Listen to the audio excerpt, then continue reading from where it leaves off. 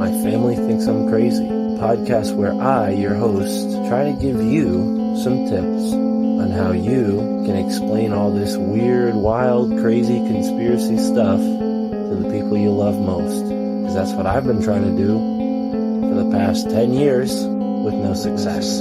I've been telling everybody that I give them in a shady, but every time I do, my family thinks I'm crazy.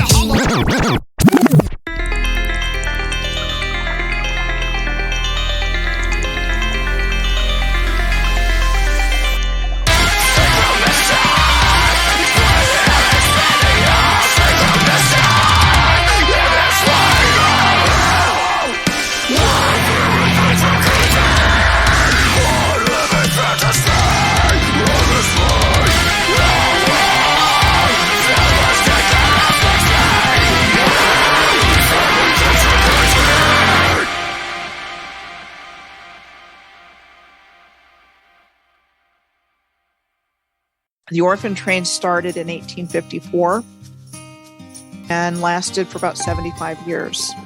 And it was started by the Children's Aid Association in New York City under the leadership of Charles Loring Brace. And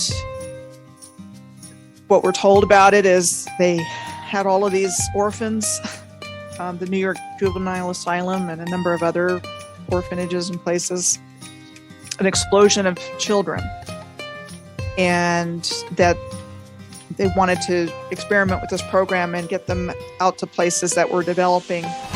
And so they started this program where they would put children on these trains, and the bottom line is they were being shipped off to goodness knows where.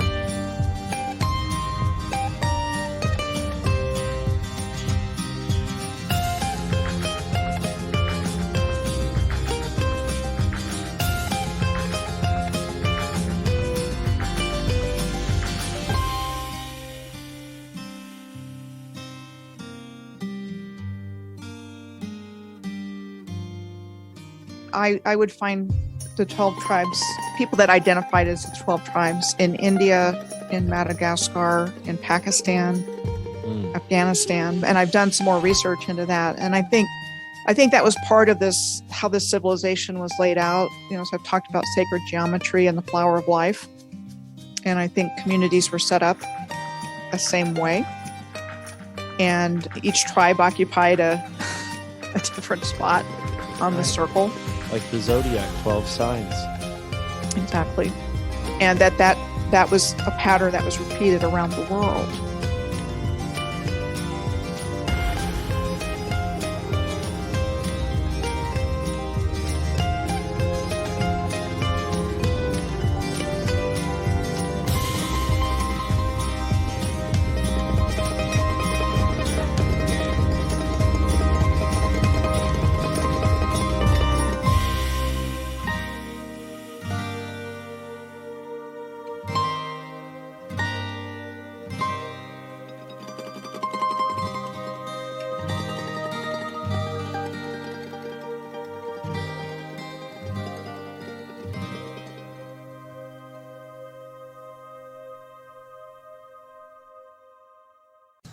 Ladies and gentlemen, welcome to the My Family Thinks I'm Crazy podcast. I'm your host, Mark Palmer, here with another fresh episode.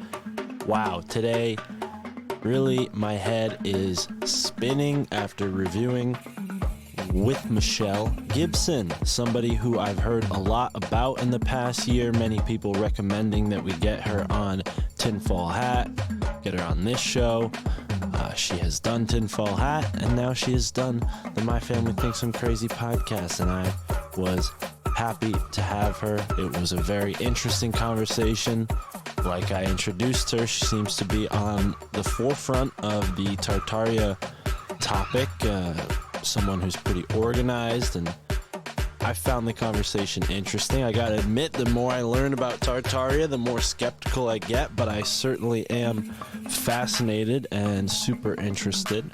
So yeah, maybe you might hear a little bit of that skepticism in this conversation, but I will say I did just find a really old book that details a Vinland map and a document called the Tartar Relation. And that's just the tip of it, folks. I've been looking into a lot more than that. There's this 14th century document that I found called the Practica della Mercatura, and that is a 14th century trading guide. Apparently, just got a text message, sorry about that. This trading guide here details trades with the Tartarians. Very interesting stuff. There's also some interesting information about a place called Cathay, which was supposedly North China, but there is a difference in those times between North China and South China, and I found that interesting. Maybe there's some connections there, but it seems like that whole side of Asia is very mysterious. I find it very interesting that that's where the land bridge is, and I definitely think there's a cultural connection in some way between North America and that part of Northeast Asia. Yeah, very fascinating stuff. Really just taking a armchair amateur approach, a heavy dose of speculation to give you that statement, but it's fuel for your fire, and I encourage you to approach the Tartaria topic with a level of discernment and skepticism, but, in good fun, because we don't need to rain on anyone's parade. I think some people have wells of knowledge, and just because you may not agree with the point they're making doesn't mean that they're not knowledgeable. And that wasn't the case today. I definitely found a lot of agreement in Michelle Gibson, and she is certainly a wealth of knowledge. So, folks, you know what to do. Show us some love on Patreon, patreon.com/MFTIC. That's where you can get the video for this episode. We're also going to put it on Rockfin, so go and subscribe over on Rockfin. Show us some love there. But yeah, Michelle, as you might know from listening, showed us a fair amount of visual material. Definitely worth your while to check that out. You also get to look at my pretty face while you listen to the conversation.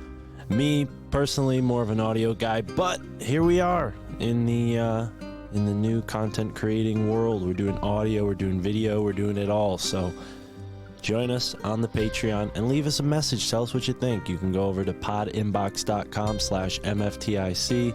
Make sure the MFTIC is in all capital letters for some reason. And leave us a voicemail. I'd love to hear from you. We have a voicemail from somebody, and we're going to play it right now. All right. This is a message from Zach D. Shout out to Zach D. Thank you for leaving us a message, and thank you for listening to the My Family Thinks Some Crazy podcast. Here we go. Let's check out Zach D's message. Mark Palmer, my name is Zach. I listen to your podcast. I used to have a job like you where I drove all day long, and I could listen to podcasts like 8-10 hours a day. It was about a 9-year period where that's all I did. I listened to podcasts all day long, every day. Lots of conspiracy stuff, lots of Rogan, lots of everything, really. But what I was getting at is I got into conspiracies really early back in the 90s. I'm 42 years old. And you guys were talking about Jedi mind tricks a minute ago on your latest episode. And in 1994-ish, one of the first cassette tapes I ever had was an album by a hip-hop artist called Jeru, Jeru, the Damaja, Jeru the Damaja. And he was a rapper out of Brooklyn, New York. And his album I had was called The Sun Rises in the East. And this was like 94, 95. I think the album was for a couple of years before that, but that's when I had it. And I love that album. And it's kind of cheesy if you listen back to it, but there's a couple of songs. A song called Ain't the Devil Happy. If you listen to that, he's talking about vibration and sound and matter. And he's talking about all kinds of stuff, like the way the system is corrupted by devils and cannibalism and some really kind of ahead of its time stuff. Nobody was talking about that back then. Anyways, if you look at the album cover for that album, The Sun Rises in the East, he is posing in front of the Twin Towers, and one of the Twin Towers is on fire. Now, this is, years and years before 9/11. And I was already into conspiracy stuff well before 9/11. And so when that event happened, I was like, oh my God, the first thing I thought, oh my God, that album cover that was like burned into my memory because that was my first cassette tape I listened to until I wore it out as a kid. So that was kind of my perspective from before 9/11, going through that all the way to the current day. But I didn't know if you'd ever heard that album or seen that album cover, but you should at least look it up and take a look at that, and also listen to some of the tracks. Some of the tracks are terrible on that album, but there's a couple that are even relevant today as to what's going on. Wow, right on. Yeah, man. Thank you, Zach D, for bringing that back, because I definitely remember finding Jeru the Damager back in the day, listening to all kinds of underground rap. Seems like The Sun Rises in the East was, 1994, and you see these towers burning behind him. Really crazy. And even in the song, in the album 1, 2, 3, 4, 5, 6, 7, of course, song number 7 is called You Can't Stop the Prophet. Wow. So thank you for bringing that to my attention, Zach. I did not realize that connection until now. And yeah, like I said, underground rap is a big part of who I was and who I've become. Definitely opened my mind to a lot of information that I had never fathomed from my traditional schooling, so to speak.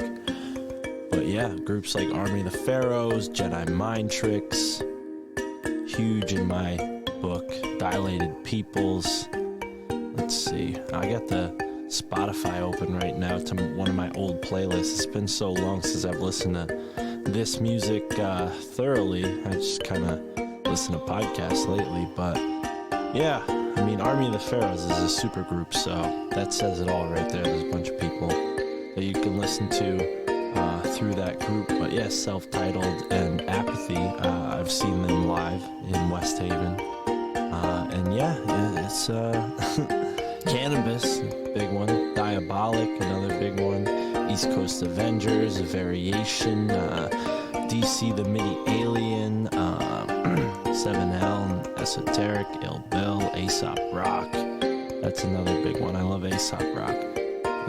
Very artistic. But yeah, man, thank you for bringing me back. And folks, if you want to leave a message, go over to podinbox.com/MFTIC in all capital letters. Meanwhile, we got a big one for you today, folks. Michelle Gibson. You've been waiting. You've been asking about her. Enjoy this conversation with Michelle Gibson. We got into the Orphan Train. We got into Tartaria. I asked her some tough questions. At least I thought they were tough. I had the gloves on, though, folks. And yeah, Michelle was great. She really had a lot of interesting information to share with us. So yeah, folks, thank you so much and enjoy this conversation with Michelle Gibson.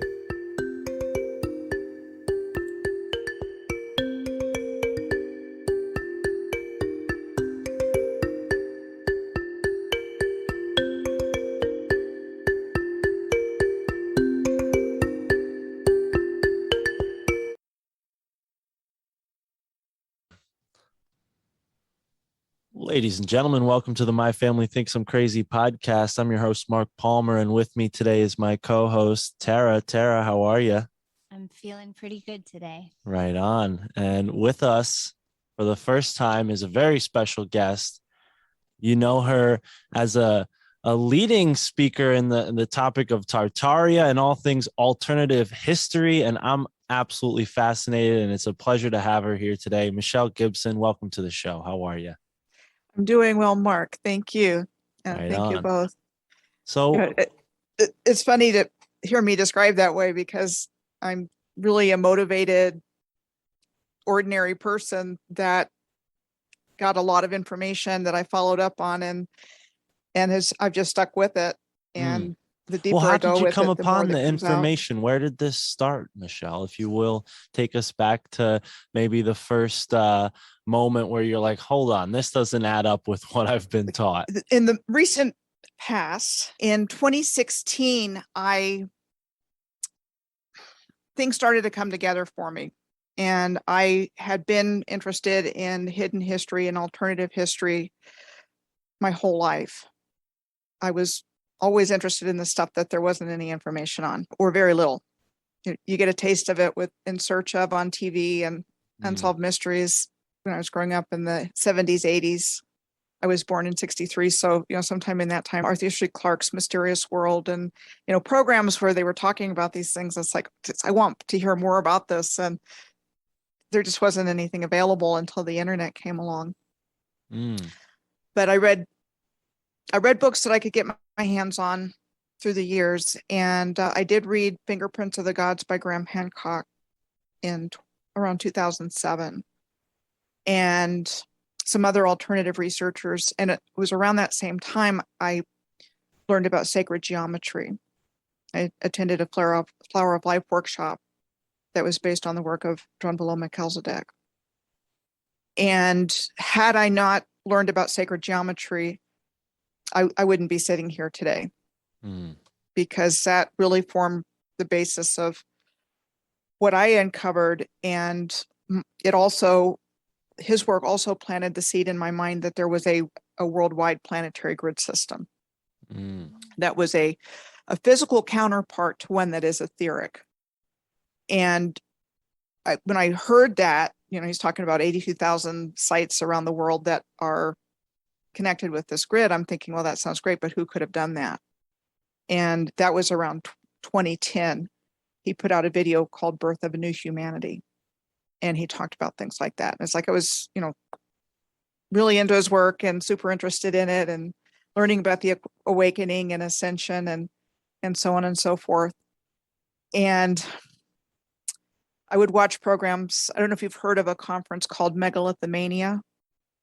No. Which is, you can find their website, megalithicmania.co.uk, or vice versa. I'm not sure which the order of the last two are. A lot of earth energy researchers gave great presentations, and you mentioned Glenn Kreisberg right before we started, and he was one of the presenters that I watched sometime around, I want to say 2012, 2013, and he was talking about alignments in the state of New York.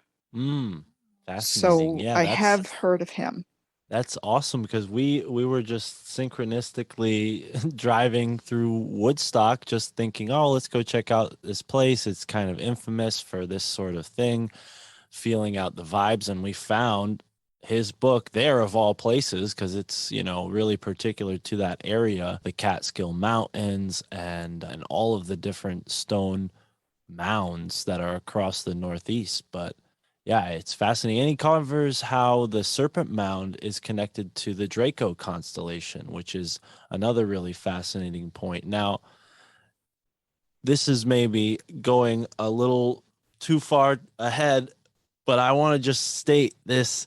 You mentioned in a previous interview the sort of tetrahedral pattern, the tetrahedron pattern that you found with the ley lines. Let's get into that, because I've seen that same sort of arrangement in a book by Michael Boydner, I think, in his book Pie in the Sky, where he shows how the Irish Stonehenge and megalithic sort of features up there in Ireland and the UK, they are creating that exact same shape. If I may go ahead, and if you don't mind me sharing my screen, I'll show you a cleaner copy of what I have in tattered copy here, because this was my own personal starting point. And this is how I really got into what I'm doing now. But it was a convergence of things. It was a lot of study over a lot of years. The things I read that I was attracted to, videos that I watched, like the one about Glenn Kreisberg and others, the idea of Angkor Wat in Cambodia also being a mirror of the constellation Draco, which is something that Graham Hancock talks about. He's got a book called Heaven's Mirror. But my original finding was this. And I moved to Oklahoma from Fairbanks, Alaska in 2012 to help with my mom.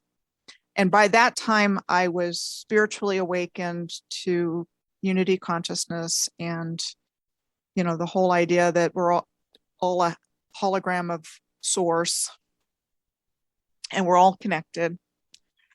And the ascension's on the way.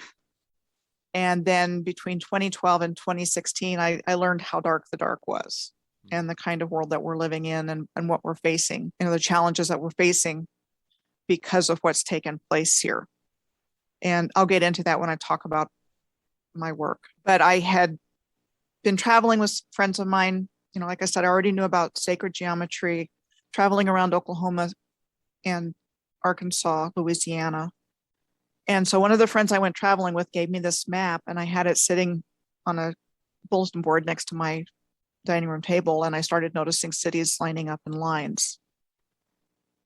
And that's what these lighter lines are here.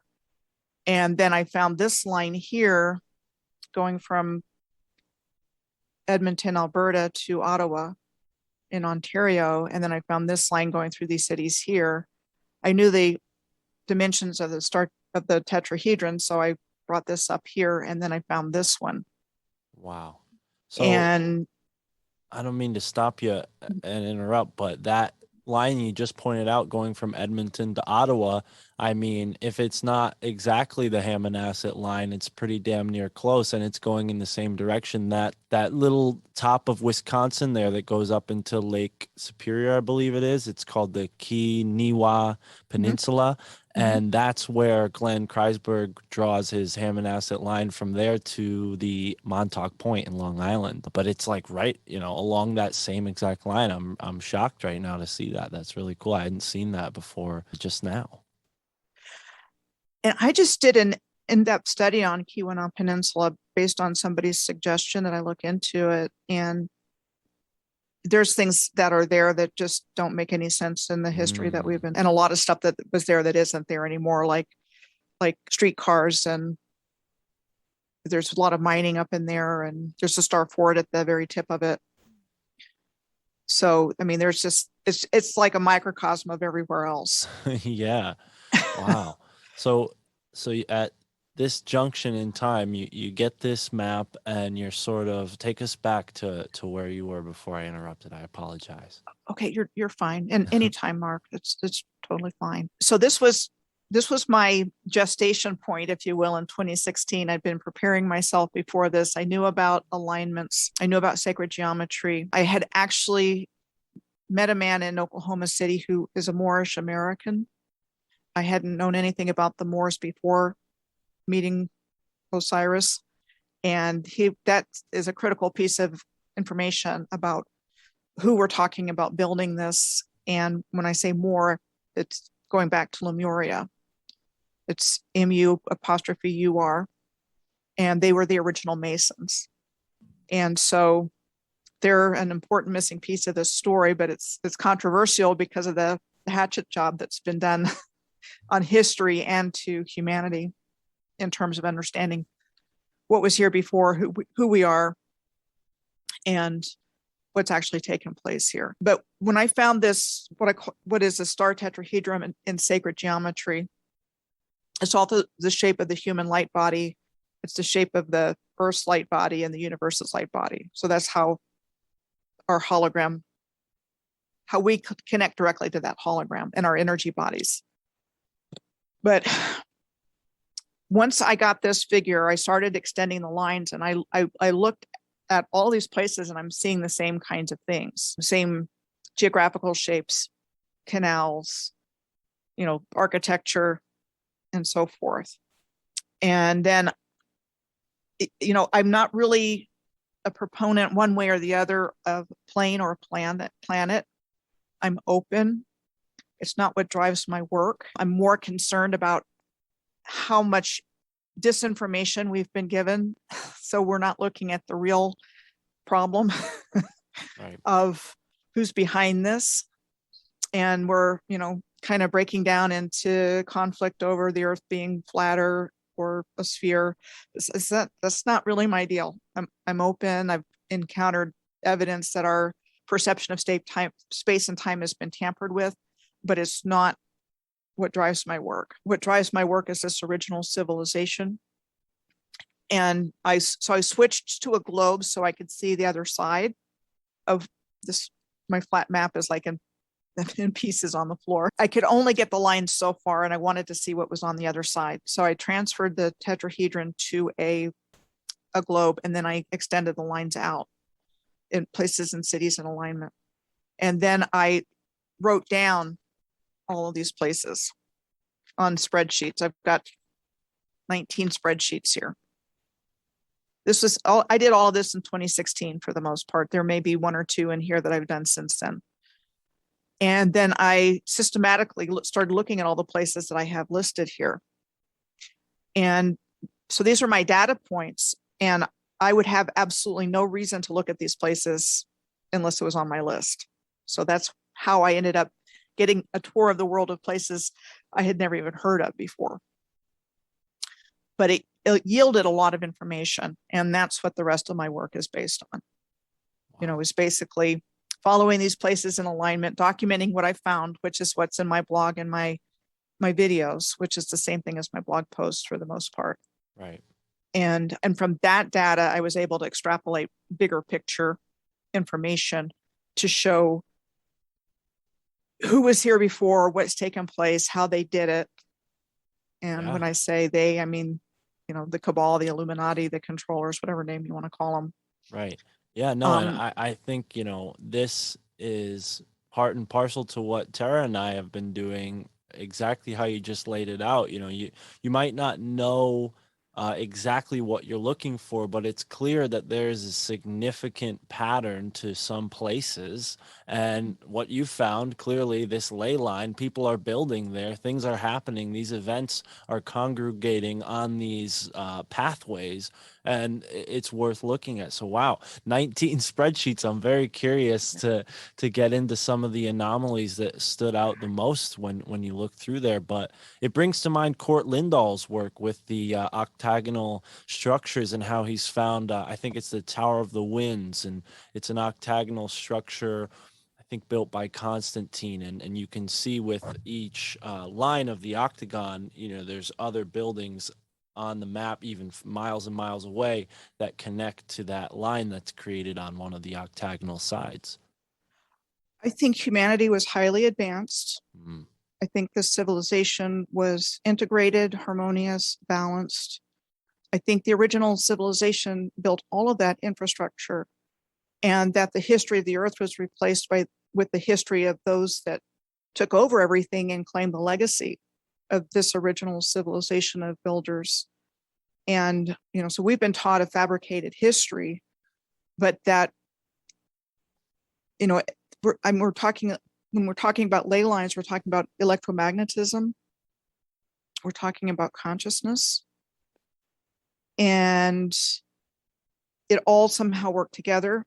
It worked together as a free energy generating system that was worldwide, and all of the architecture supported. I think the original tribes of Israel were these people, but that's all been fragmented and, you know, hijacked, and, you know, the legacy was stolen and the identity was usurped. So, you know, so what we know as Freemasons would be a lesser degree of the original Masons. And by that, I mean, even the original Masons had 360 degrees and the Freemasons have 33. And I think all the Freemasons know how to do is reverse everything and either take credit for the buildings or use the same science to control us. Right. I think is what's been taking place. Yeah. And so it's the anomalies on the ley lines. I mean, I think there's a power there. So if you're familiar with like Devil's Triangle and the idea of the vial vortices, Ivan Sanders' work, and you've got like 12 places in the earth that have all of these weird things that happen. My speculation about that is the grid's out of control. So at one point it would have been, it probably wasn't like that. You know, it's probably places in the geometry because they're mapped out in a grid. You know, where it's like the wackiness of what happened to the grid gets perpetuated or something like that would be my guess as to why those places have missing ships and people and strange things happening. Right. Bermuda Triangle coming to mind, and there's all these pockets of the remote places of certain continents where legends of strange beasts that don't even fit what we would maybe classify as run of the mill cryptids now. Sasquatch and Dogman and all these other ones that get a lot of notoriety. You go further and further out into unexplored territory, and some of these strange sightings get really wild. Wendigos, this like shapeshifter that takes over your consciousness. I mean, it brings to mind something interdimensional, and yeah, that might be a very well viable explanation that the energy grid of our planet is out of whack, which is then facilitating this unnatural exchange in some other dimension, which maybe going back to our antiquity further back than that, when these civilizations had it all figured out, maybe that was how they were in communication with benevolent entities and other groups of races. Is that your line of thinking as well? I don't think ancient aliens built everything. I think ancient humans did, but they had a relationship with beneficial ETs. And I think negative ETs and other negative beings saw an opportunity here on this planet, and where everything's in physicality. I mean, which I think it literally was the Garden of Eden at one time. Everything was beautiful, and people lived a long time, and everything was really cool. And then I'm a proponent of the mud flood. I believe a cataclysm was created, and that the beings behind it figured out a way to incarnate into what we know as the 13 families, bloodline families, Illuminati, and they proceeded to take over everything. Right. Financial systems, economic systems, cultural, social. The Rockefellers were big time behind the American educational system and setting that up. Right. Now, this is, I mean, it's totally bringing to light so many things, especially with this new paradigm that's emerging of an electromagnetic electro universe, this electricity first sort of idea. It would make sense that we have a grid that the energy is primary flowing on and then dispersed. We see water act in the same way. It has this huge system, and we have these like composite little pieces of understanding of these whole systems. And it seems like groups like the Rockefellers have taken our education system and compartmentalized things so much that we don't get that whole composite understanding of how these systems fit together. Right. And I think that grid system is universal, not only on Earth, right, as you go up in, layers or dimensions. I think we have a grid system, and I think they've been harvesting our energy. I think they took over the grid, and that's what I'm seeing in my research. Once I started looking into all these places that were on my list and writing about it, and I'm seeing the same themes emerge, where they would go into a place with a star fort, and I found star forts on the alignments I was following. I wasn't looking for them when I started, but I started to notice so many of them. I started looking for them, usually more than one star fort in a given location. I think they functioned as some kind of battery or circuitry on the grid system. So they went in and they, their goal was to take over this grid system, take over us, take over the resources. And then they removed it from our memory banks. Now, so we don't know how powerful we are. It's more like we've been wired to co-create something that's not beneficial. Right. Hijacking the, natural manifestation abilities of our collective consciousness. I'm totally, I mean, you might be aware, Ross Ben talks a lot about this in his work, where he calls them necrogeomancers, because they go and take sacred sites and, I use the term demagnetize. I'm pretty sure he calls it that too. But yeah, demagnetize these sites that are having a positive vibration that's beneficial to organic life. And then they go and put a war monument on it or something that, represents these gods that they worship. Go ahead. Well, I think those monuments were originally part of the grid. And then they say, oh, well, this was erected in 1902 as a monument for. So now would that be a case where they go and take something that's like, let's say it's like a more of a blank statue, and they go and inscribe something that wasn't there before to give the appearance that it's newer than it is? Or would you say that maybe they're actually taking a structure and completely redesigning it, chiseling it into a new shape? I think they're taking a structure that was already in existence and maybe chiseling a date on it. Right. And then saying we erected this, and maybe putting a few statues on it, and saying this is our World War I memorial or World War II or, Spanish American War or Civil War. The foundation, and then they go and put these little neat like Civil War characters on top and say, oh, that's all it is. It was just this. Yeah. And just start looking at memorials around the world, and they're crazy. They're crazy, elaborate, right. Well, I was in Indianapolis towards the beginning of this year, and right in the center of Indianapolis, they have the Soldiers and Sailors Monument, and it was extremely elaborate. It was very large, but it did kind of have the feeling like there were parts that were added afterwards, and even the symbolism of like a bear kind of being held by its arms behind its head. It was like very, I don't want to go too far into the cultural stuff, but it was like, is Indianapolis of all places has this symbol of a bear being like constrained by the empire, so to speak. It was just very symbolic of what's happened to the Native Americans. I'm going to show you a picture here in just a moment of something I just got from one of my viewers. It's just creepy. But have you seen the Bushnell Arch in Hartford?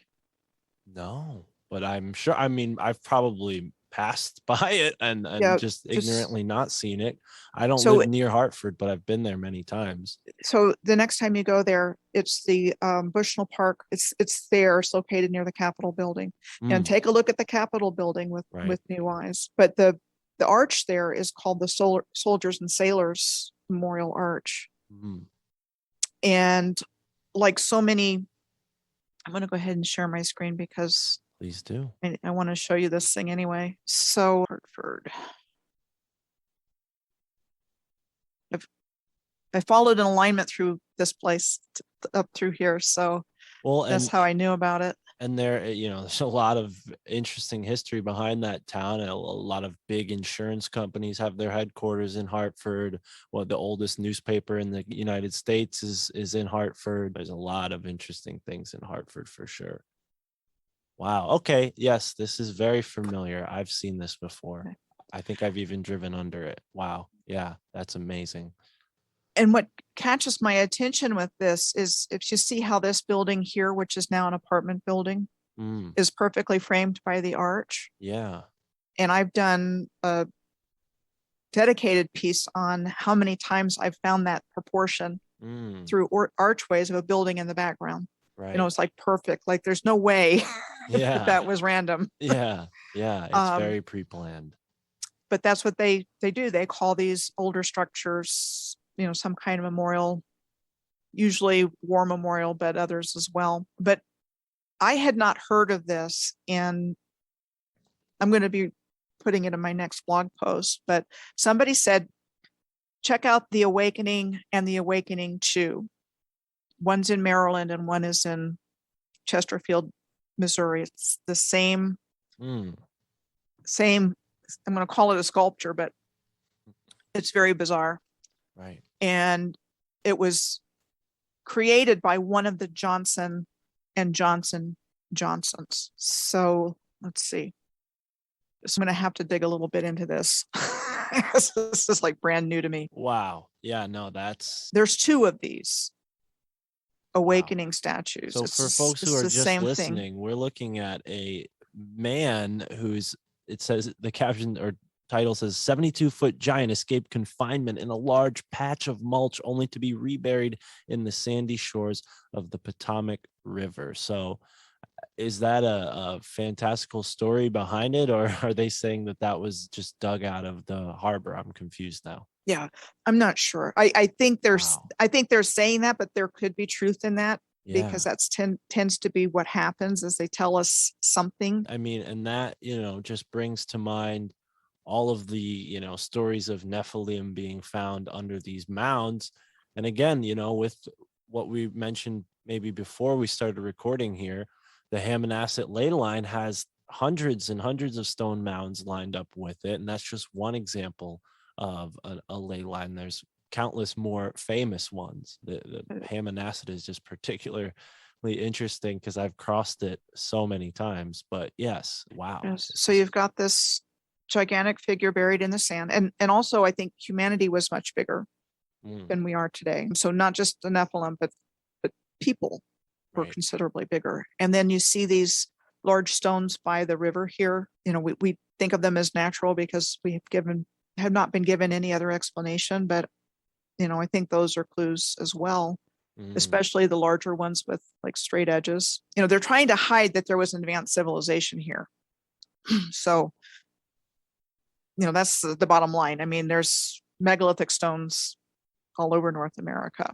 Right. Please, folks, look at the Awakening sculpture. You can Google that yourself, or just sign up for the Patreon and watch this video with Michelle here, giving us a wonderful presentation. And this is another version of a very similar statue. This is in Chesterfield, Missouri now, and it looks like it's in the middle of a public park or like a soccer field or something, like a university campus. Yeah, I mean, there's one where you even see the grass that's cut in lines here. Wow. But here's the plaque for the person that created it, J. Seward Johnson, who, like I said, is a Johnson, related to the Johnson and Johnson people.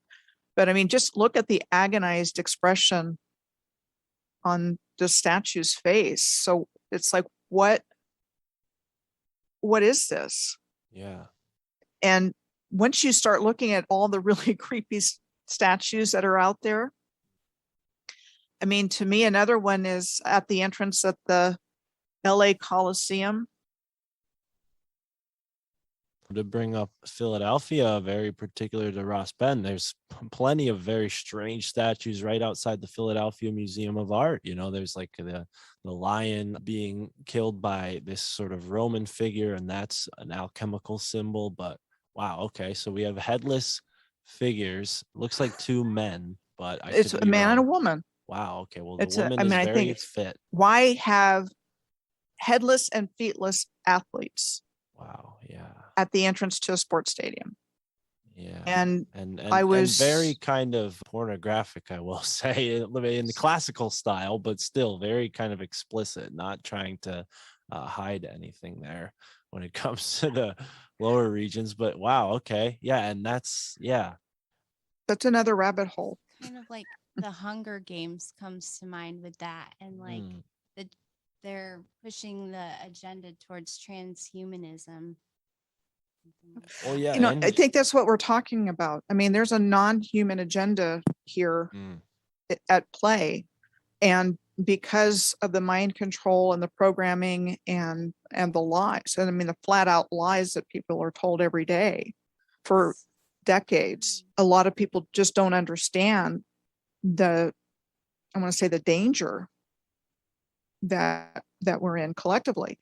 Now, saying that, I'm an optimist and I don't think they're going to get away with it, but part of it is us waking up to an advanced civilization and advanced humanity, what that humanity was capable of, the legacy, what we haven't been told about with regards to the ley lines, with regards to our own abilities, and being turned into power sources, which I think is effectively what has taken place. Right. Is they're running on us. Now we can go back to star forts, because that's something we've talked about briefly on the show before, and it's really really fascinating. You mentioned over and over you would find them on the ley line.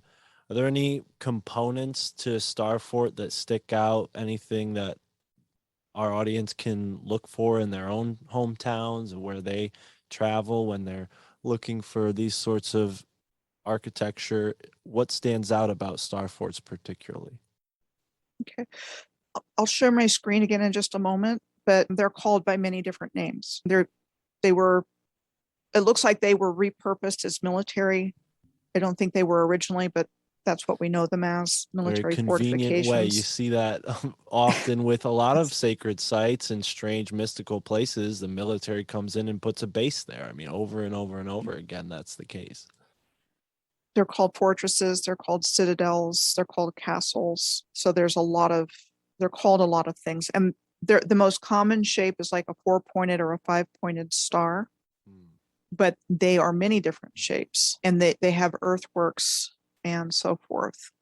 So I got a little prepared. I wasn't sure what direction we were going to go in, so I pulled up a couple of different things here. So I decided that I was going to focus on star forts in one particular blog post, and that turned into a long one, and it's a long video of the ones that I do, but it was just something that I kept encountering. And for those of you who may or may not be familiar with this is the star of the flower of life, and this is the pattern that all sacred geometry is based on. You find all those shapes within it, the Platonic solids. And I'm not a mathematician. I do understand this intuitively. You know, the math part always kicked my butt. It was my worst subject in school. Me too. But but I got enough of this. I understand enough of this to know that it's really important understanding how we functioned prior to the hijack. So I started this particular article in Merida, Mexico, and Campeche's not too far from there, and I found 2 star forts there. And the first time I looked at Merida, I wasn't looking for star forts, so I actually went back and I found these 2. And so there's one. So it's not exactly a star shape, but you see these points here. Those are pretty typical. And then the earthwork that's surrounding it is also a typical feature. And this is what it looks like closer up. So you see this massive masonry, you know, with what may or may not have been like a moat of some kind. Right. And then they come in pairs, usually, at least, and in many cases, at least one of them's not there anymore. But I was able to find a second one here in Campeche, and that's this one. So, you know, a little bit of a different shape, but you still have that moat thing going on there. Wow. And you see it's turned into a museum in the first case. In the second case, it's a UNESCO World Heritage Site. Very curious that these places get repurposed in that kind of way to really, it's like, yep, this is curious, huh? But they divert the curiosity into a different direction, it seems. Yeah. You know, so people in general tend not to even be aware, you know, that there's a discrepancy between the massive size of these buildings when they were said to have been built. You know, so this one was said to have been built by the Spanish in 1801, you know, and we're doing things like that in 1801, you know, and we don't even have what we would consider modern equipment, and they're building that. Right. And they're probably, this was a World Heritage Site, but it's also a museum. They turned that into a ships and weaponry museum. And then you also have the term Star City. So Campeche had these points here on their wall around the city that look like star fort points. And I'll show you some other examples. You know, and again, a lot of these cases, like on Google Earth, you can see kind of the original shape of it, but in many cases, these points are gone. Bastions, they're called bastions or watchtowers, or this particular one still has 7 of them standing, but in a lot of cases, they're not standing anymore. And they still have their city gates here. And this was said to have been built in 1686. You know, and again, you have, I was like, how'd they do that then? Key West has a number of star fort features, but they're called different things. So East Fort Martello is now an art museum. And Fort Zachary Taylor, you're seeing kind of more of this these shapes going on here. You've actually got the water in this one. They tell us things like it was built from New England granite. So how in the heck are they transporting shiploads of granite from New England to Florida to like the Florida Keys? Interesting. And what time period? In 1845? 1845. So well, I will say there was quite a bit of industrial activity in Connecticut in that time with quarries and particularly on the river. So it's not totally far-fetched, but I do agree with the line of thinking, like, you know, some of these. Now, are there any star forts that, you know, go towards the range of megalithic, or are they all within the realms of sort of, you know, things that can be explained by, I would say, you know, like look at castles, for instance. We're not going to say that it's common knowledge how to build these things, but when you're dealing with secret societies, they might have a set of information. I mean, Ed Lee Hanskill, the creator of Coral Castle, he was a Freemason. Yeah, I mean, I think that the original builders, this kind of stuff wasn't difficult, and there may have been some secrets that carried over. And I've gotten to the point where I question everything that we've been told. So that's where my skepticism at this point in time comes in, because I've studied this stuff for, you know, prior to my own research and now. So, you know, I've got a picture of a lot of the things that were told about how they came into existence. But it's just, there's things like these forts at Key West. You've got the two that I just talked about, so this is called East Fort Martello. This one's called Fort Zachary Taylor. And then on its own little island is Fort Jefferson, which is further west than Key West. Yeah. And it's said to be unfinished and the largest brick masonry structure in the United States, with over 16 million bricks. And it was said to have been built between 1845 and 1861. Wow. You know, so again, it's just, you know, just questions if, you know, how they do it. Yeah, and it's like, if all of these resources were put towards this, I mean, what are they using it for now? It just seems like a little out of place, if you ask me. Yeah, and like, so this one is a national park and it's been preserved. And a number of these star forts that have been preserved are parks. A lot of them have been destroyed. A lot of them were destroyed in the Civil War. A lot of them were destroyed in World War I, World War II. And then a lot of them were just left to sit and deteriorate. You know, they're in ruins. So, you know, it seems like those were, you know, the cover story that was given to explain how they're even there. Right. And what kind of technology did we have between 1845 and 1861 that's going to produce, you know, something like that? I mean, we're talking pre-Civil War. Yeah. Wow. It's breathtakingly beautiful. It looks like a great vacation spot, but I mean, it's like baffling, you know. Usually things like this that are explained away by like slave labor, and that seems to be such a, you know, it's just crazy to have that kind of explanation for something this marvelous. Not that was the explanation for this, but in our case, looking at things in New England, I mean, we've come across some stone structures that are explained that way, and it's baffling. It's like, no way that a bunch of people being whipped at the back put this together. The stones are too huge to even be lifted in that way. And this is just the outside of the building. I mean, if you look at inside Fort Jefferson, and this example is repeated at Star Fort after Star Fort after Star Fort. You know, it's just exquisite stonework. Wow. And archways. Yeah. And, you know, it kind of looks like that old going on here? Ivory piano factory that we went to in Ivorytown.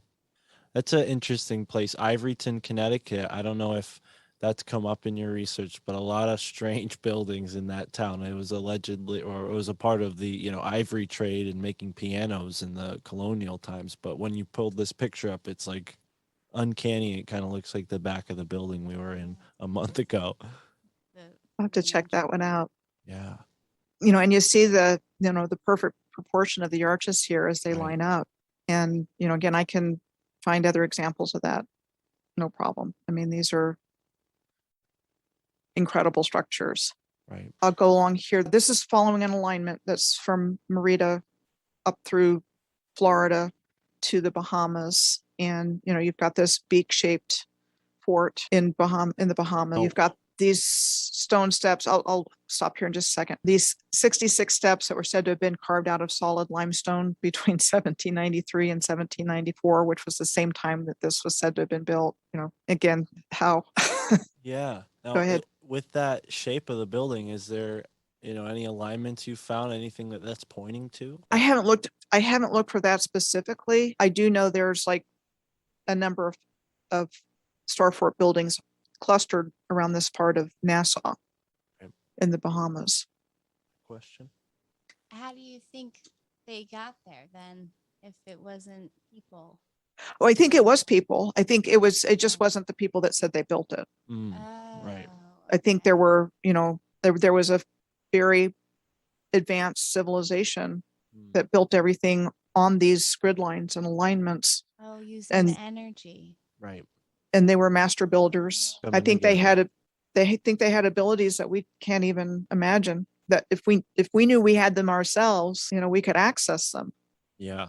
Which might be where we're headed towards in the age of Aquarius now. I'm down with that.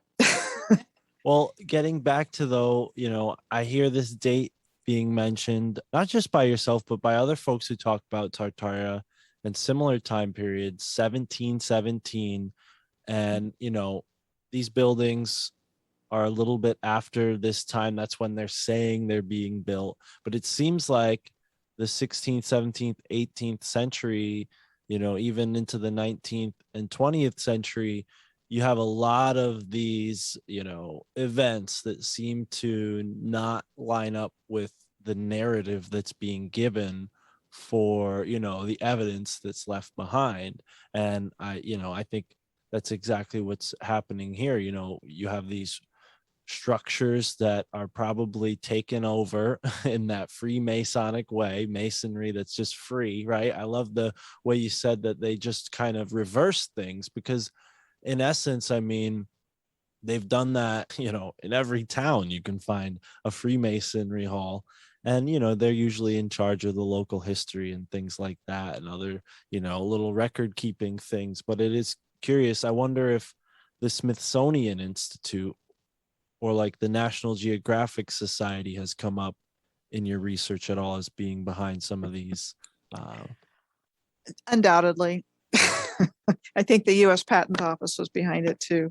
It's all part of the cover up. I think the 19th century was the reset century. I think that was, beginning around 1800 to around 1900 was when there were major changes being implemented. And that was when we got our new historical narrative. And I think there was a lot of really messed up adults and children. That's, get that, if you've heard of the Orphan Trains, and there was all kinds of orphanages and asylums for adults, for the insane, for women, for children.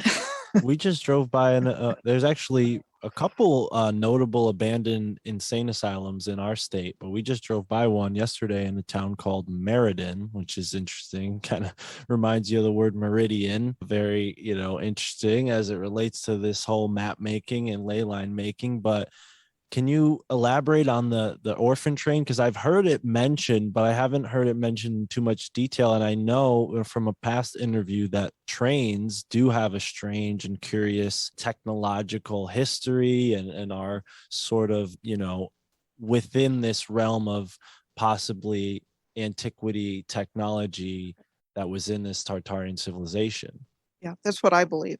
Right. I believe all rail systems were put in by the original civilization, because you just have the same issue with the story they tell us and the technology that we're told that we had at the time.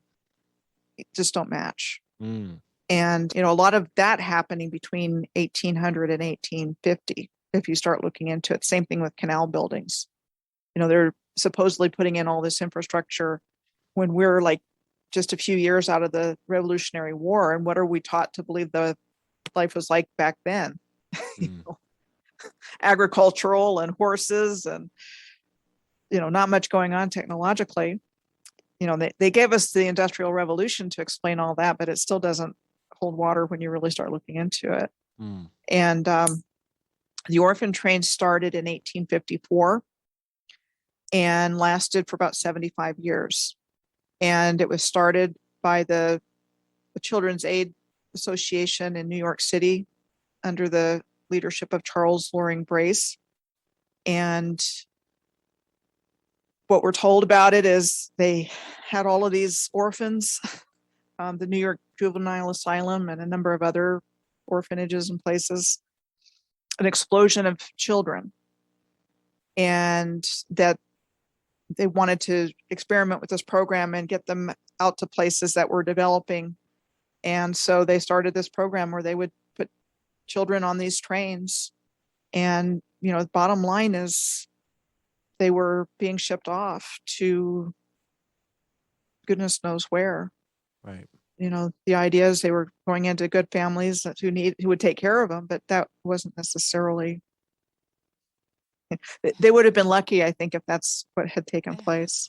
Well, and especially in the time of like these plantation, corporation, company town type situations, it would make sense that they would get funneled into these, projects and who's behind a lot of these projects? Globalists, right. People who have connections to the bloodlines in Europe. I mean, Ross Ben, who we mentioned earlier, he's done a lot of great work to show how they, planned a lot of what they were going to do here in the United States ahead of time. And they were well aware of the situation here in some ways.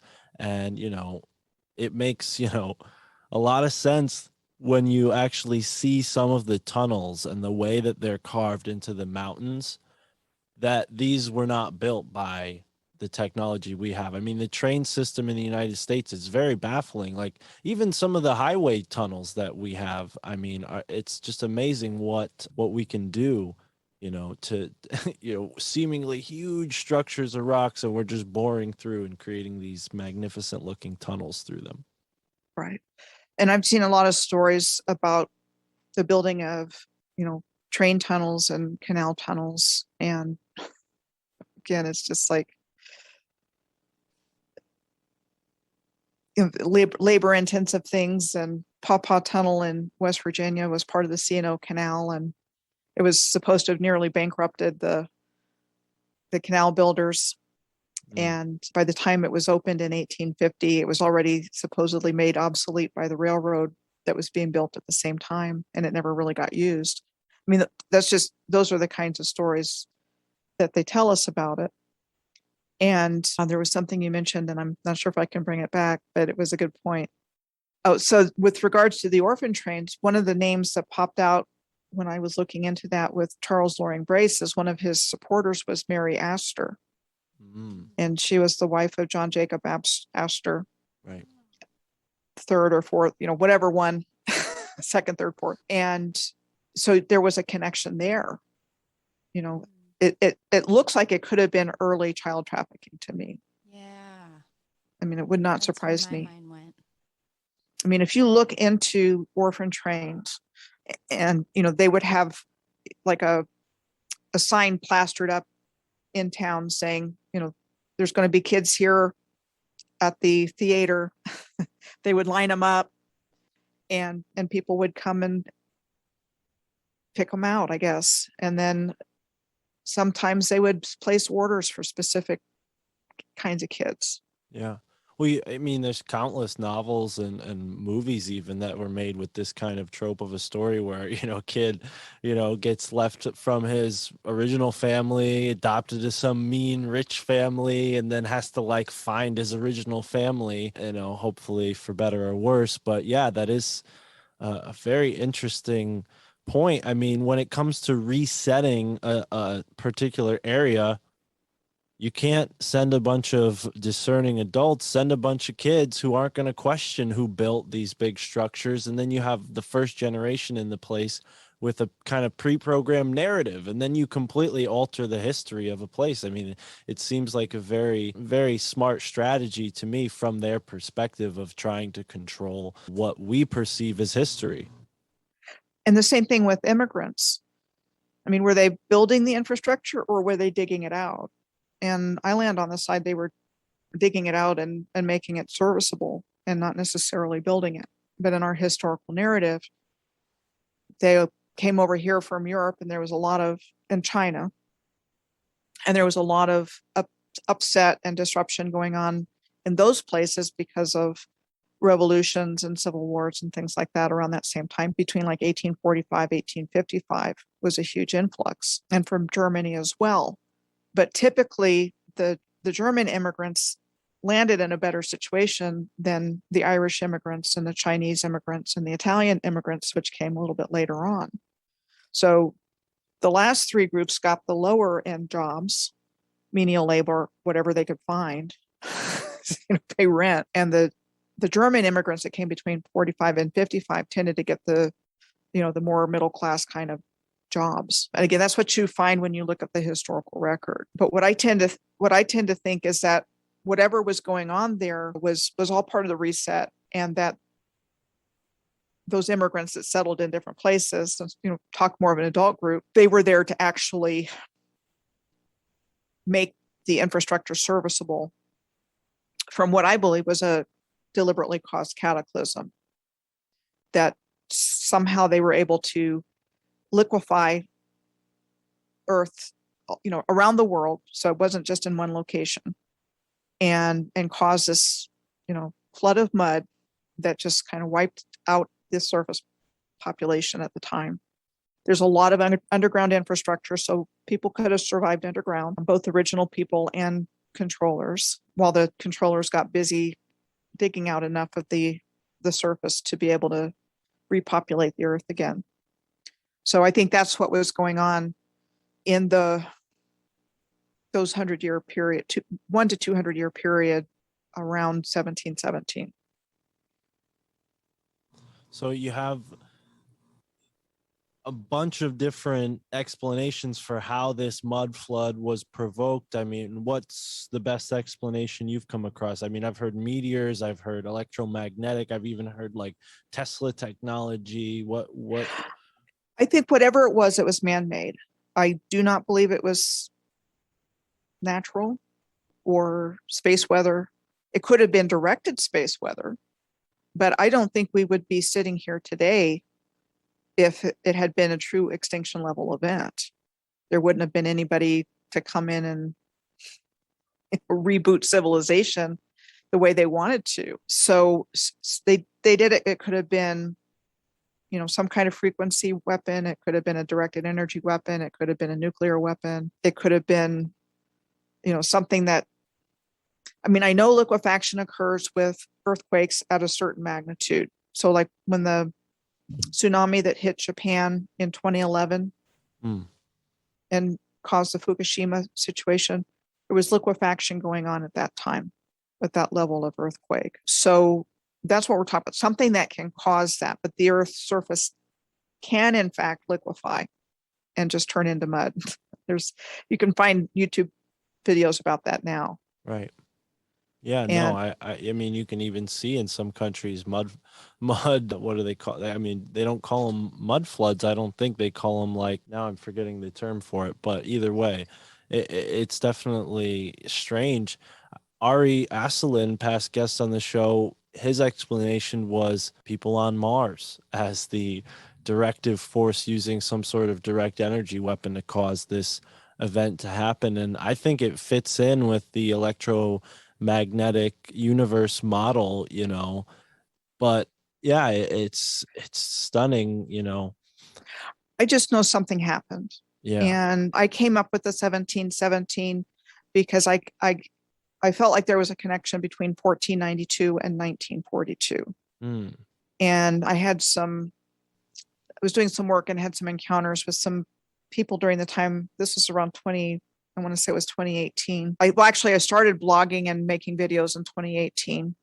So this was like the fall of the following year, 2019. That kind of validated that idea that there was a time loop, a negative time loop that was created between those years.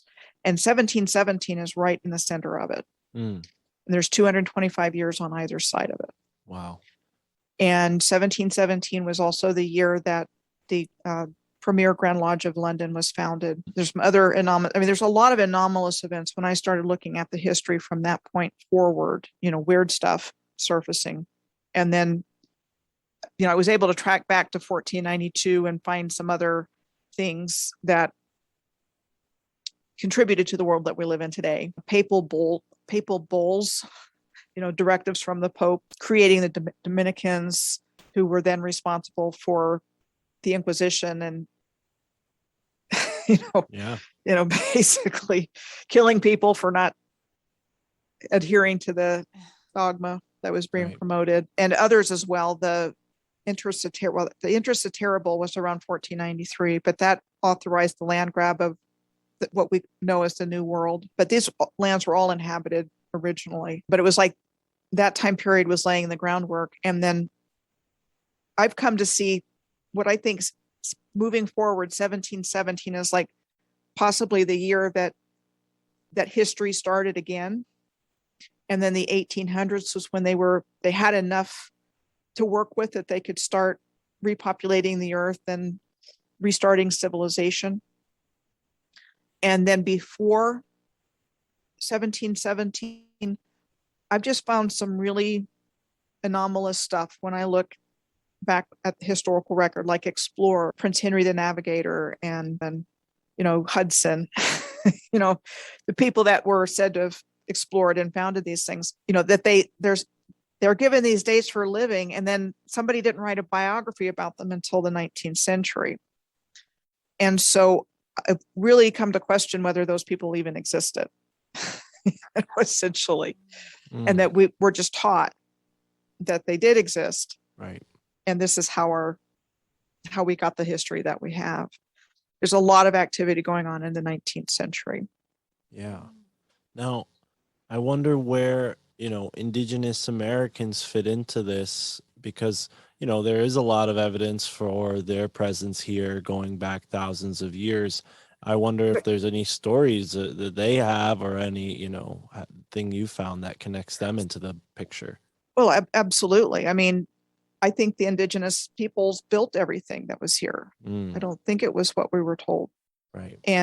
But their history has been fragmented and, misappropriated. And, I think it was very, very different. And that when the European colonizers came in, not just in North America, South America, and around the world, but they kicked these, originally advanced people back into the hunter-gatherer state, so to speak. And I think the wisdom keepers and elders know the truth. The Moors that I personally know the truth about who was here and what's taken place here. But if you look at Native Americans in general, and, we have very strong pictures in our minds about, buckskins and headdresses and drums and rain dances and all this stuff. If you've been exterminated literally by a system that doesn't want you to exist, and you're not rewarded, but in fact penalized for speaking the truth, what are you going to do? Are you going to go along with the program and the script, and then you're raised to believe this is how it's always been? Or are you going to speak out? Because the ones that speak out tend to get penalized in some way or another. Right. So I think there was a very advanced civilization. I think, again, I said earlier, I think we're talking about the tribes of Israel and worldwide, and that identity got taken and given to the people that are, They. And you know what? It's so curious, because over and over again, these inscriptions that whoever finds them, they'll identify it as looking Hebrew. They got, laughed away as hoaxes, but you find evidence for this sort of possibility in a lot of places, especially across the eastern United States, even down to a tribe in, I think it's West Virginia, where, according to them, they've been there pre-Columbus, but they have very clear, what we would see as, Middle Eastern or Anglo looking features. And they say, yeah, we came over here, a couple thousand years ago by boat, and our, ancestors are Israelites. Maybe that's, again, a hoax, but even in our home state, somewhere we've both been, the Pinnacle Rock in Washington, or maybe it's near Lake Warramog. So what's that? That's Bantam, I think. Doesn't matter. Either way, that part of the state, there's a mountain, and in the 1800s, a man found Hebrew inscriptions on this stone at the top of this mountain. And, people will say, oh, that's just a hoax, but it brings some light to what you're saying about the 12 tribes of Israel, for sure. I mean, when I first started researching, I would find the 12 tribes, people that identified as the 12 tribes in India, in Madagascar, in Pakistan, Afghanistan. And I've done some more research into that. And I think that was part of this, how this civilization was laid out. So I've talked about sacred geometry and the flower of life. And I think communities were set up the same way. Right. And each tribe occupied a different spot on the circle. Like the Zodiac, 12 signs. Exactly. Wow. And that was a pattern that was repeated around the world. And, it get even more confusing when you throw in the Egyptian relics that are here. And, I think it all goes back to the same civilization. Yeah. And what we've been told, everything's just been, separated and made into something different, like we were talking about with the sciences earlier. So we wouldn't know. And,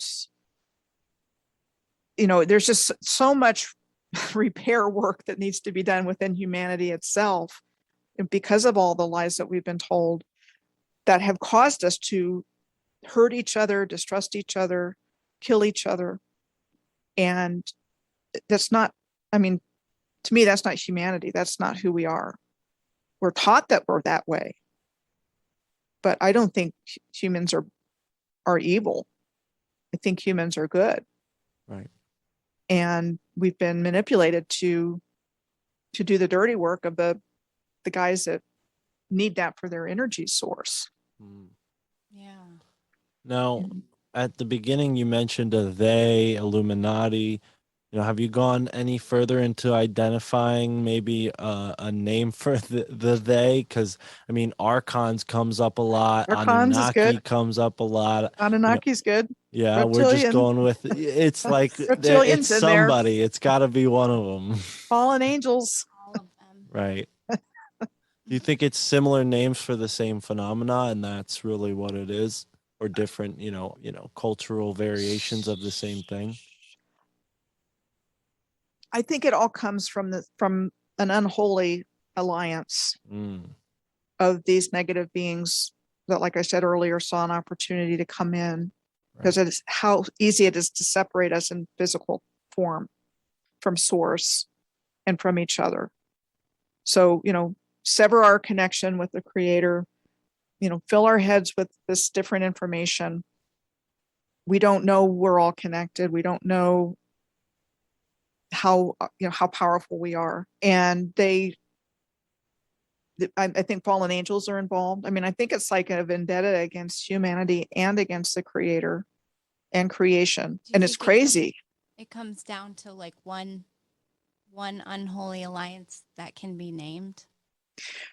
I think the names that you gave, the Anunnaki, the Archons, the Reptilians, I think fallen angels are in there. I don't know if you've heard of the Chimera before. I think there's layers of darkness that have been involved in this. And part of our problem is we're not only dealing with physical beings that have incarnated into human form that do things that are not human to people, that gets into the child trafficking and the things associated with that. and worse. But we're also dealing with non-physical darkness. And that's where it gets really weird, because we don't know, we're taught to believe that kind of thing doesn't exist. Yet most people experience it every day within their own psyche, Right. That's where So shadow work and all that comes in. Yeah, exactly. So our challenge has been, two-pronged. There's this, we've been set up by these beings that up until I think the internet age held all the cards because they controlled everything.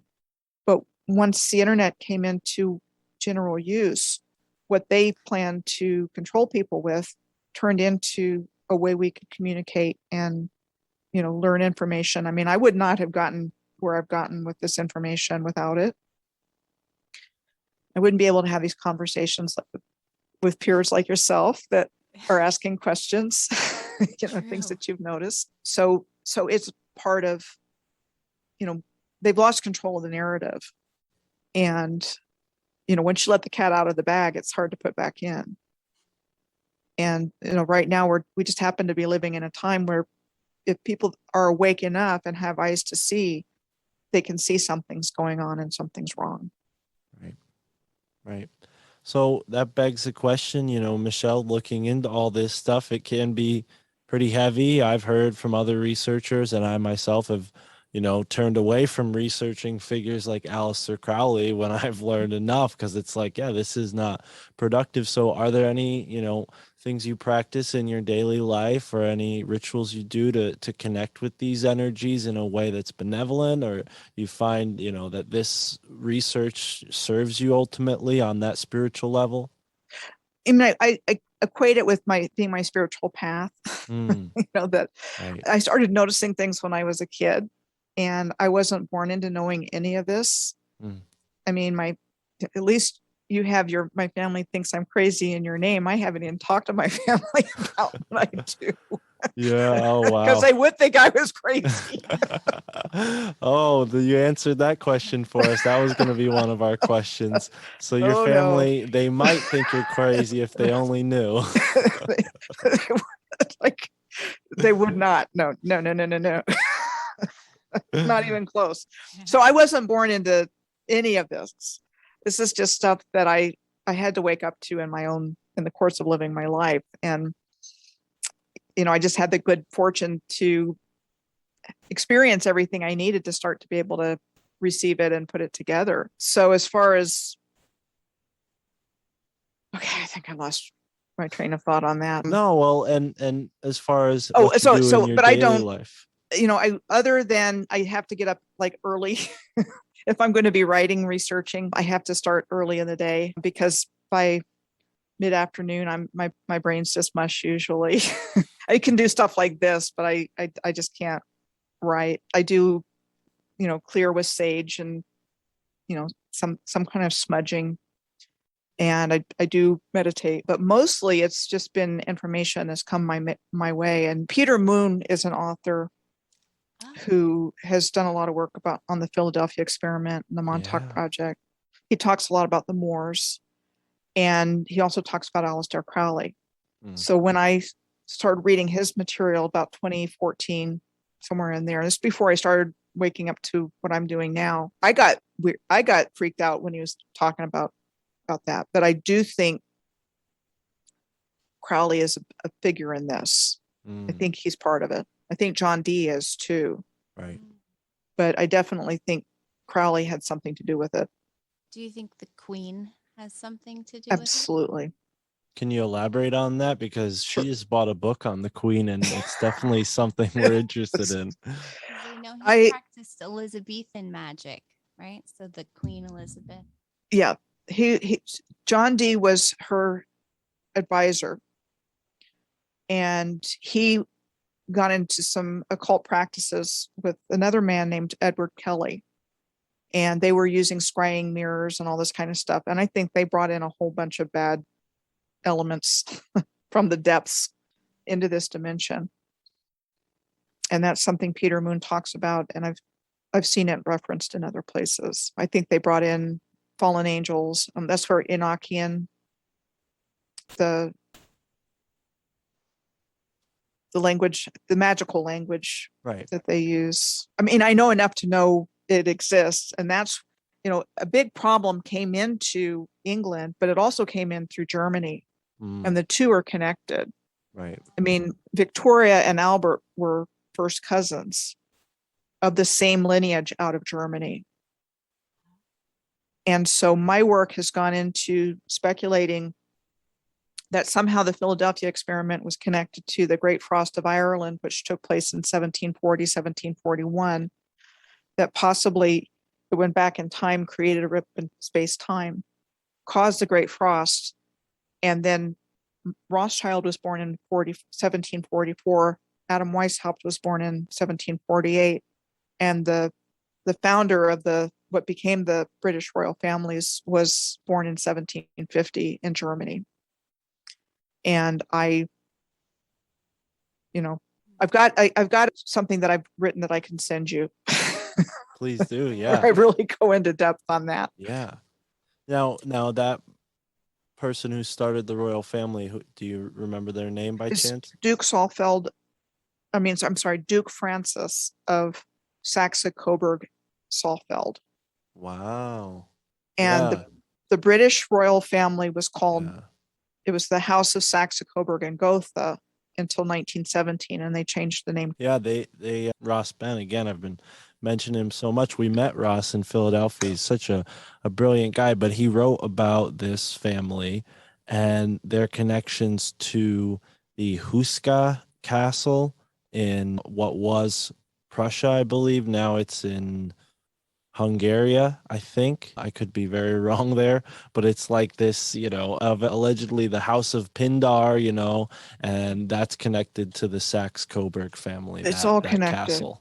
It's all connected. Wow. The Pindar has something to do with the the dragon. We dragon. know. Yeah. I mean, it has something to do with the Rothschilds. Was one of their names they call themselves, the head one. Right. And they're doing all kinds of bad things to humans.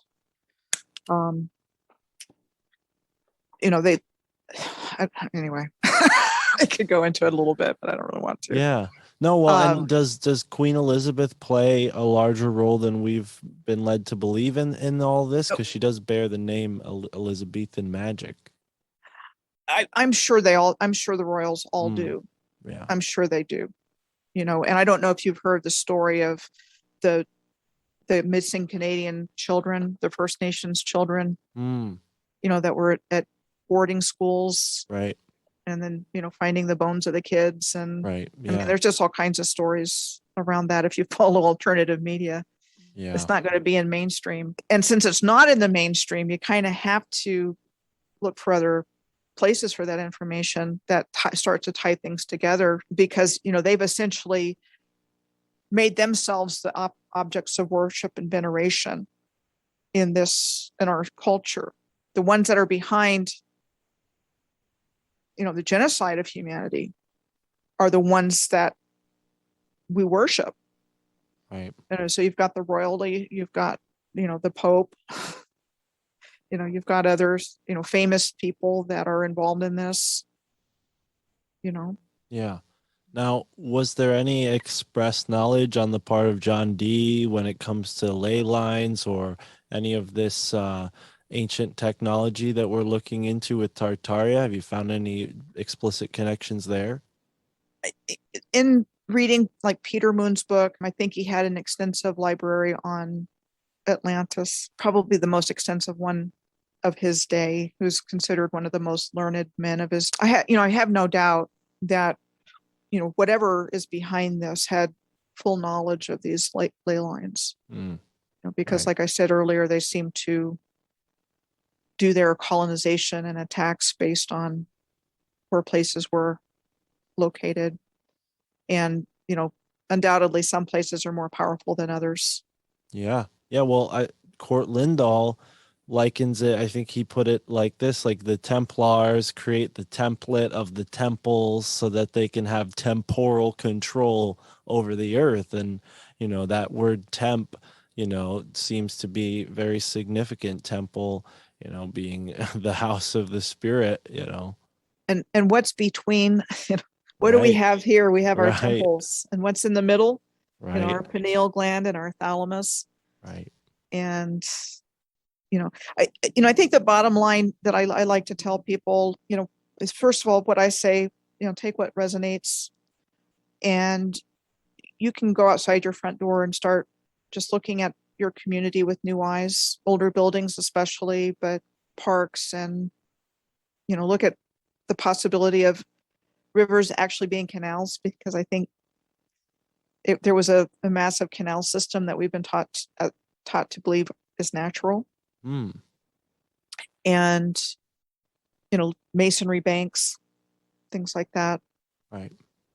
And then just don't blindly accept everything that you're told, because that's what they depend on. Right. They get Yeah. into gaslighting and using lies, but they have to tell more and more lies to keep covering up their lies.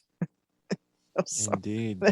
they've dug themselves in so deep that I think people are starting to wake up more and see that. Yeah. Yeah.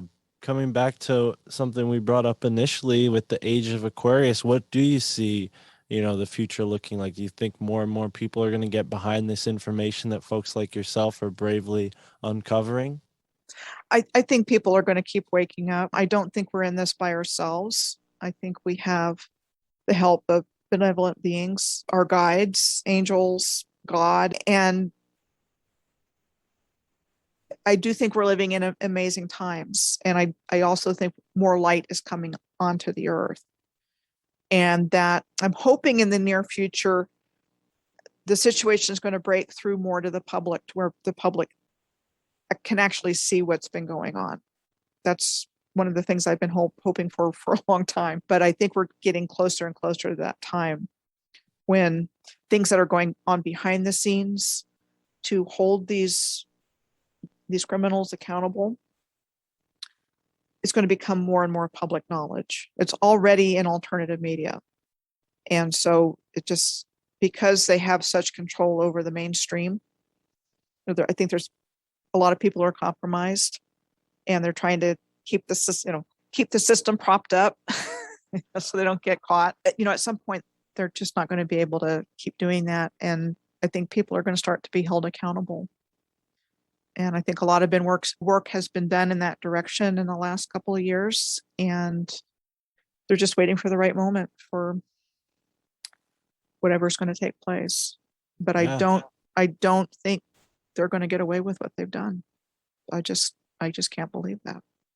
I'm with you. I couldn't agree more. I love the optimism, and I think that's a great place to leave it for now, Michelle, until next time. But please tell folks where they can find your blog, and is there anything new that's going to be coming out that we can look forward to? Maybe a book or something that you have planned for the future? Actually, I have one. My blog is piercingtheveilofillusion.com, and my YouTube channel, you just type in Michelle Gibson and Moors, Moors, afterwards, it comes right up. I have an ebook published now, and I'm going to have a second ebook up soon. And at some point, hopefully, we'll get some paperback copies out. It's Beautiful. a little bit more expensive to do that. Right. Ebooks are easy. And then I'm on a new platform called unguruyourlife.com. Unguru is Unguru, and it launches on the 15th of October. And I'll have special content for that, special interviews, social media consults, and things like that. This should be out by then. If you want to give folks do they just search Unguru? How would they find that? Yeah, you can search Unguru Your Life, but I'll send you some links if you'd like to have them to put in the description. Yeah, that'd be great, because I believe this will be out that same week, so folks can go directly from here to there and follow up with you, Michelle. But this has been fascinating. Definitely cleared some things up on my end as far as understanding goes, and gave me a better picture of what we're looking at. Yeah, much greater clarity now onto everything that's going on Yeah. at every level. And we want to, keep you informed on what we find out about the Hammonasset ley line. Who knows? Maybe it'll play into what you're researching. So yeah, we'll be in touch, Michelle. This is a lot of fun. Very good. I'm going to send you another link to Peter Shampoo's work. He's got a website called Geometry of Place, and he's done a lot of work on ley lines in North America. That would be So wonderful. he might have you. some Yeah. information there that will help you. Yeah, thank you. And I'm kind of a reluctant speaker. I've always been more comfortable writing, and I'm kind of a quiet person in my personal life. But I realized when I started to get this information and really understand it, that I had a responsibility and I needed to get out and, speak and do these kinds of things. And it's such a big topic that, I realize there's a lot of information, there's a lot of new things to grasp, but, just question what you're told about everything, because there's something really off here. Yeah. And there's a reason for it. And you're not crazy. Thank you. No matter Yes. what your family thinks. Yes, thank you so much, You're not Michelle. crazy. Thank you so much. And yeah, I think you did more than wonderful today. So you certainly gotten much better. And I myself used to be a very quiet person too, and kind of stepped out of my shell over many years. But that's a story for a different podcast. Michelle, thank you so much. This has been a pleasure. And thank you for listening to the My Family Thinks I'm Crazy podcast. Enjoy the moment wherever you are in the now. That was another episode of the My Family Thinks I'm Crazy podcast. Don't miss out. Sign up on patreon.com/MFDIC. Peace.